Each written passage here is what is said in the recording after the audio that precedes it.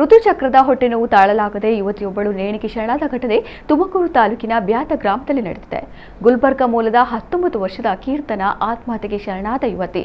ಗುಲ್ಬರ್ಗಾದ ಕಲಗಿ ತಾಲೂಕಿನ ಸಾಲಹಳ್ಳಿಯ ಕೀರ್ತನ ಕೆಲಸ ಅರಸಿ ತುಮಕೂರಿನಲ್ಲಿದ್ದ ಚಿಕ್ಕಪ್ಪನ ಮನೆಗೆ ಬಂದಿದ್ಲು. ಕೆಲಸ ಸಿಗದ ಕಾರಣ ಮನೆಯಲ್ಲೇ ವಾಸವಾಗಿದ್ಲು. ಚಿಕ್ಕಪ್ಪನ ಮನೆಯಲ್ಲಿ ಯಾರೂ ಇಲ್ಲದ ವೇಳೆ ಸೀರೆಯಿಂದ ನೇಣು ಬಿಗಿದುಕೊಂಡು ಆತ್ಮಹತ್ಯೆಗೆ ಶರಣಾಗಿದ್ದಾಳೆ. ಮುಟ್ಟಿನ ಕಾಲದ ಹೊಟ್ಟೆ ನೋವಿನ ಕಾರಣಕ್ಕೆ ಆಕೆ ನೇಣಿಗೆ ಶರಣಾಗಿದ್ದಾಳೆ ಎನ್ನಲಾಗಿದೆ. ಈ ಸಂಬಂಧ ಖ್ಯಾತಸತ್ರ ಪೊಲೀಸ್ ಠಾಣೆಯಲ್ಲಿ ಪ್ರಕರಣ ದಾಖಲಾಗಿದೆ.